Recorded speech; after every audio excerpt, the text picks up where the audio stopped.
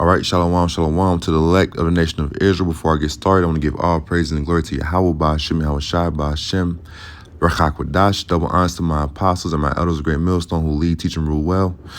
Honors and love to my fellow occupant pushing the word in true faith and sincerity across the four corners. Peace and blessings to you sincere listeners who listen and subscribe to the Men and Doctrine of Great Millstone. This is the brother Edified and Jerusalem Land Church come with another lesson through the Spirit. And it's going to be based off of this article here from Yahoo News, which came out today, May 3rd, 2021, the year of hastening the return of our Lord, Yahweh Ba'ashem Yahweh Shai. And it's entitled, U.S. Households Have Increased Their Exposure to Stocks to the Highest Level on Record, in which coming across this article today made me think of a conversation that I had with a family member within the last week or so, just going into certain opportunities and, things that's going on here on the earth, as far as financial opportunities, whether it be, like these stocks, cryptocurrencies, there's a number of things that, a lot of people are involved in, in today's day and age. But the thing about it is, this is, just a sign that, one, we are in the end days, and I'm going to elaborate on that as I go through the article. And two, it's also serves as another reminder that, it's just time, for us to continue to push to, do the will of Yahweh Ba'ashem Yahweh Shai, in which, of course, that comes with a certain responsibility of, taking care of your, your earthly responsibilities, acquiring your daily bread and, just being, wise with your resources. But at the end of the day, we aren't to put our trust in Babylon, okay, this system, okay, or these earthly riches, because ultimately that won't save or deliver us with the coming judgments that are to come upon the earth with the return of our Lord and our Messiah. So once again, the title of the article is U.S. Households Have Increased Their Exposure to Stocks to the Highest Level on Record. There you see a chart of the S&P 500, which is an index, an American index, which shows a percentage gain, 9.5% from early March through late April. But going to the article, it says U.S. households increased their exposure to stocks to 41% of their total financial assets in April, the highest level on record. WSJ stands for Wall Street Journal, reported Sunday, citing J.P. Morgan and Federal Reserve data that dates back to 1952. So this data collection and data set goes back 50, almost 70 years, It says why it matters. It is the latest evidence that investors are getting far more bullish on equities, increasing exposure to risk and reducing hedges. And, myself personally, I have experience investing in stocks, and high possibility that I may get back into that at some point. But just the fact that, I say it to say, just, having some experience with stocks, this is the most that I particularly have ever seen people investing, especially on an individual basis in, the stock and equity market. I've never seen people investing in these equities at this level. Even just the average everyday individual are investing, through certain apps such as Robinhood and other, things of that nature. And it's I personally believe that, Edom Esau with these big companies and big large financial institutions purposely did this, okay, to, as far as increasing exposure to the average everyday individual, because they need access to as much capital as they possibly can. It used to be that these large financial institutions, they would either prevent and hide, certain information, knowledge, and access to investing, or they would either require or highly recommend that they go through a financial professional in which, they had on their payroll.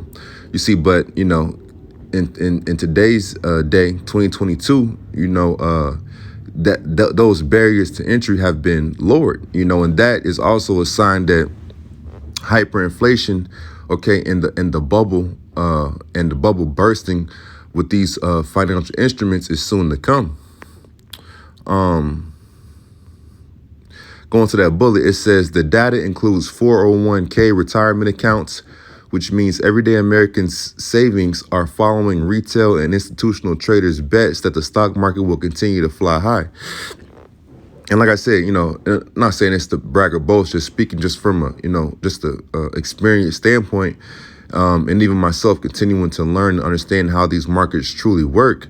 That's one thing that these banks will definitely do. They'll set up the markets to trap as many investors and as many buyers and sellers as possible, and then they'll either turn the market and capitalize as the market moves in the wrong direction, or they'll purposely bet for the market to move in the opposite direction.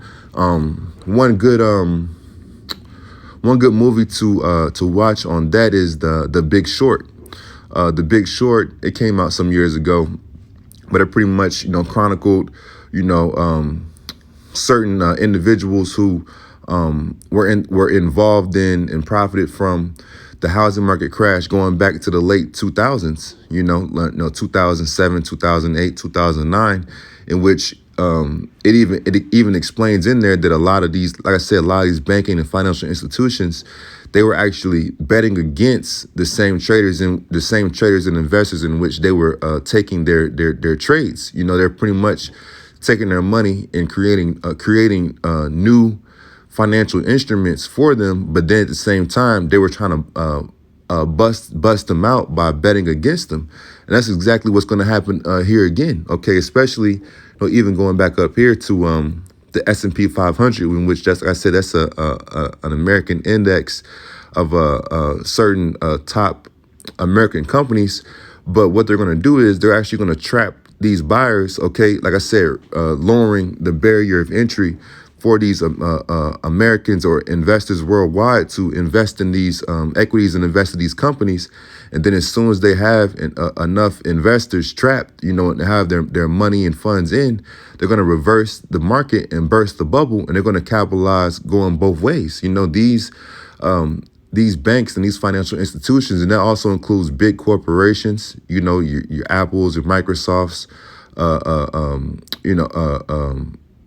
like I said, your banks, so on and so forth. These insurance companies, these hedge funds, going into municipal retirement accounts, even like these 401ks, these 403s, for like educators. They're pooling all this money, okay, because these companies, even like I said, going back to the housing market crash, they know that they've created instruments and they've moved the markets to a point of no return. So there's nothing else to do but to capitalize and move the markets in the opposite direction. In which, Lord willing, the next time that the market corrects and the bubble bursts, it's going to bring in the implementation of the mark of the beast, in which we know, trust and believe the mark of the beast to be the RFID microchip, in which we all know and understand that anyone who receives that mark, okay, will be put to death. Okay, but prophecy must come to pass in order for the deliverance of the remnant of the nation of Israel. Lord willing, we're counting in that number. Okay, just want to finish out. This is a pretty short article. It says, by the numbers, stock funds have seen net inflows for 7 straight weeks, including a net $53.7 billion for the week ending March 17th, an all-time high, according to data from the Investment Company Institute. You see, so that week, okay, ending in March 17th, there was a net inflow of $53.7 billion, man. Okay, an all-time high.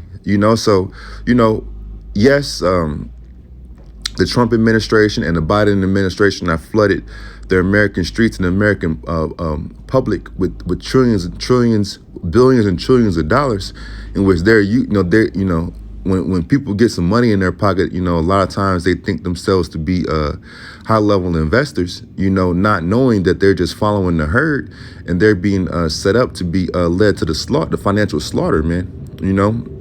It says the big picture.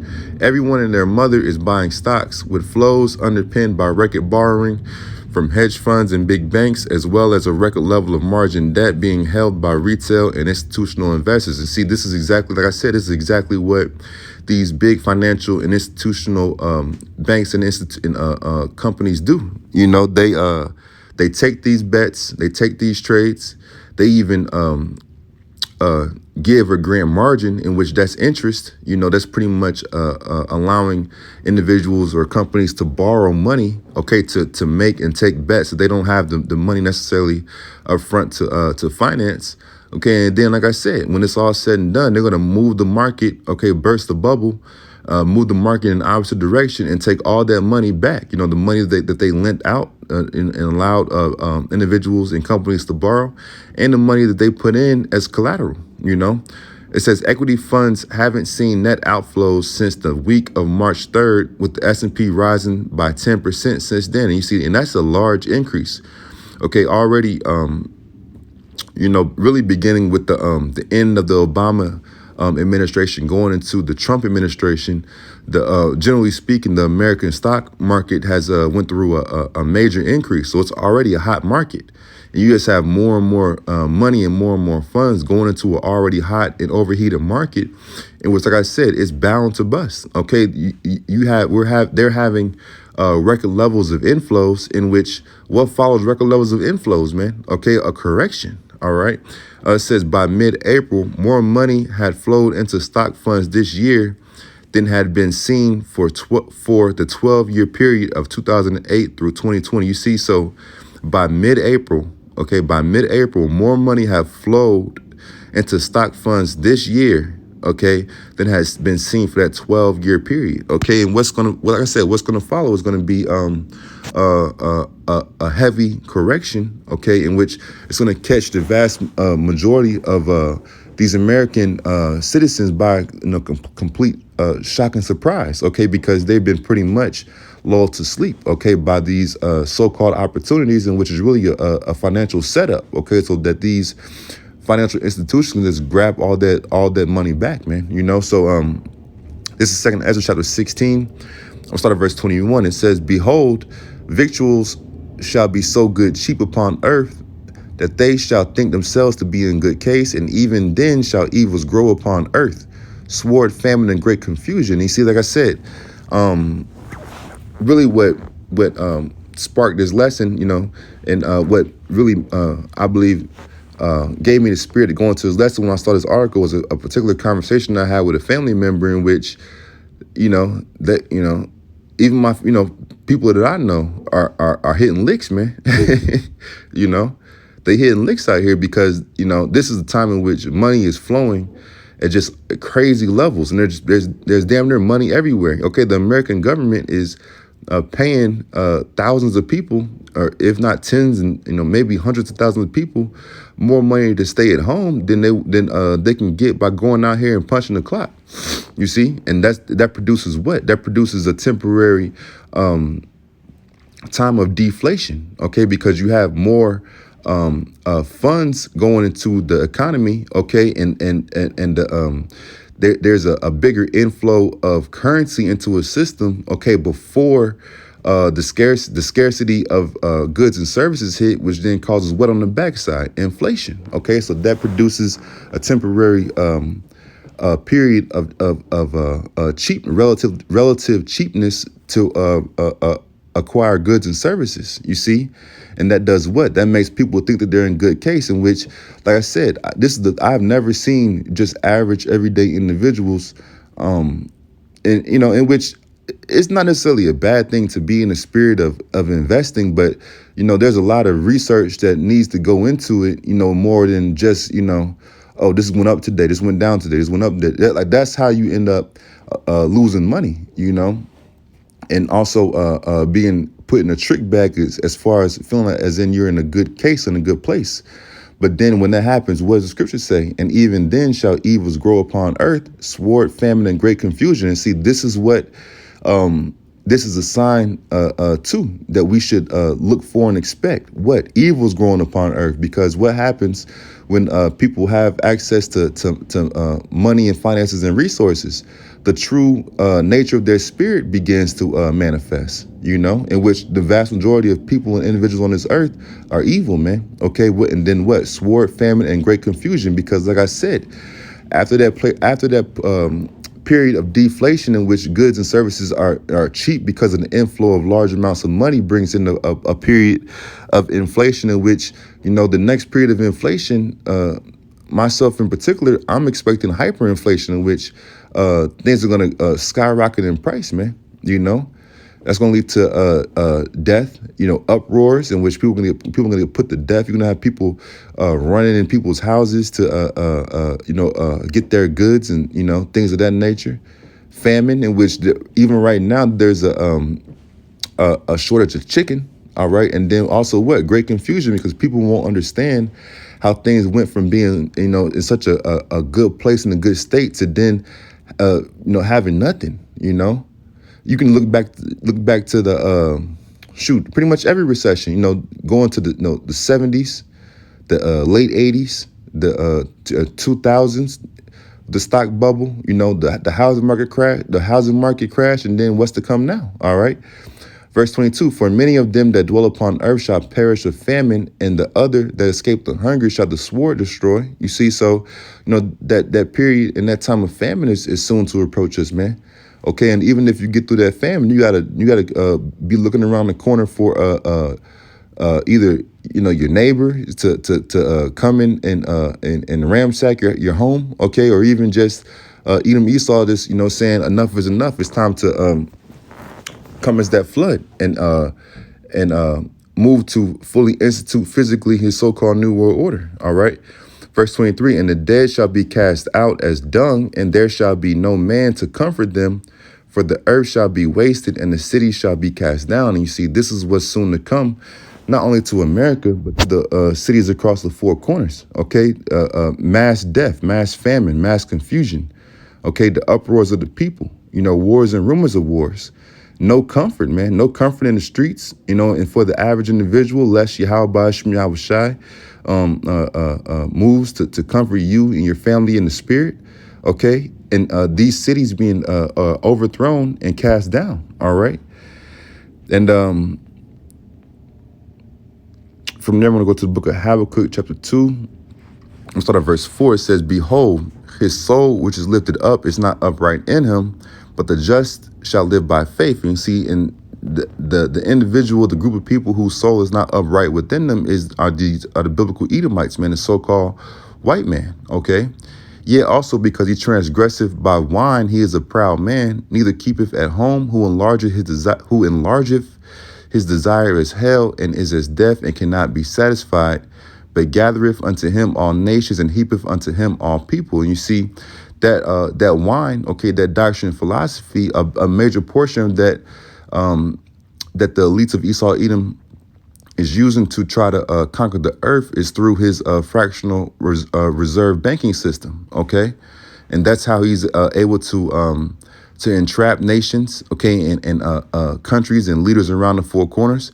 And he's never going to be satisfied, man, until Yahweh Shem Yahweh Shai fully throws him out of power, all right? Reading through verses 6 through 8, shall not all these take up a parable against him and a taunting proverb against him and say, woe to him that increaseth that which is not his, how long, and to him that ladeth himself with thick clay. And that thick clay goes in the Hebrew habatyet, which is represents debt. Okay, and we are through the Spirit taking up this parable against him and saying, hey, it's only a matter of time before your works and deeds come back to bite you in the face. Okay, because you are setting a course that is not sustainable. It's just even mathematically, it doesn't equate. It doesn't add up. Verse 7, shall they not rise up suddenly that shall bite thee, and awake that shall vex thee, and thou shalt be for booties unto them? Because all these riches and resources that Edom Esau has acquired, okay, through his trickery, deception, okay, and this overall wickedness, you know,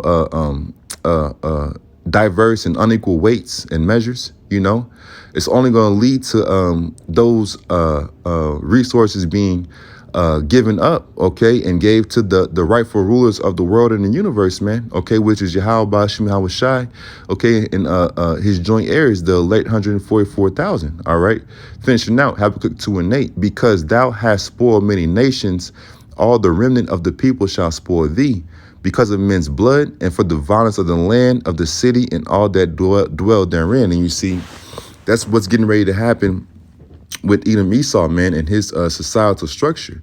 Okay, it's getting ready to be cast down. Not only by the elect of Israel, but you have the 2/3 of Israel, okay, throughout the four corners. You have the heathens spread around about who are drunk off that wine and off that doctrine, okay, for that violence, for that deception, for that trickery, you know, for these financial snares and, you know, spiritual and demonic traps and energies they pushed out.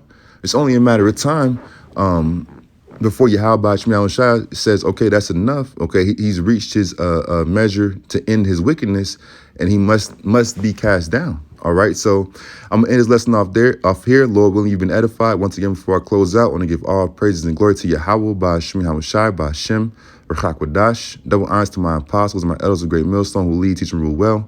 Love and honors to you. I can push the word in true faith and sincerity across the four corners. Until next time, shalom.